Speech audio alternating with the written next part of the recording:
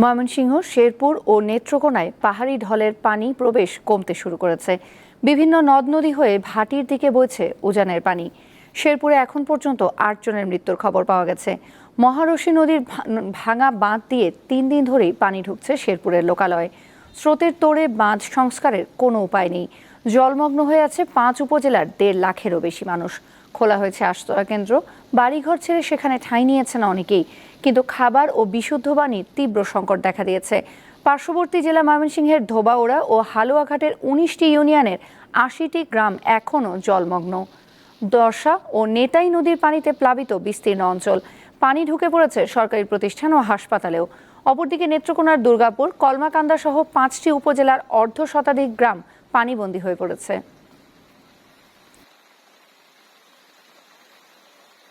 আমার ঘরে ৩ দিন ধরে পানি, রান্না বান্নার কোনো বাস নাই গিয়া। এর ঘরে গরু ছাগল দিয়ে আমার ফুলা ফান দেওয়া এই যে সরো হাঁটাইছে, আমি একটা টিলার মধ্যে বই রয়েছি। মানে আমরা এই সমস্যা মানে এই যে একটা গড় বালা আছে এটা তো পানি বিজ্জ যাইতেছে, কোনো রান্না খাওয়ার কোনো ব্যবস্থাই নাই গিয়া। রাস্তার মধ্যে হানি ঘরে তো থাকতে পারি না, হানি বাড়তির মধ্যে আছে।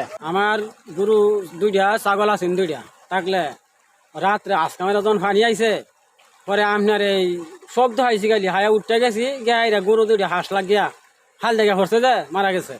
ব্রিজের উপরে এই যে গরু বাছুর লইয়া পানির কারণে ঘরের মধ্যে জায়গা নাই, আর পানি বন্যা পানিটা সব জমি সব খাই গেল।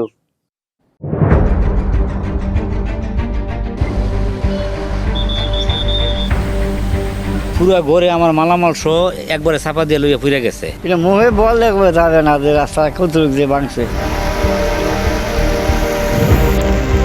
১২০ বছর আগের ঐতিহ্য মাটির ঘর ছিল, ওই মাটির ঘরগুলো একবারে ভাঙ্গিয়া নিচে পড়ে গেছে। মানুষের তো অসহায়, করার কিছু নাই।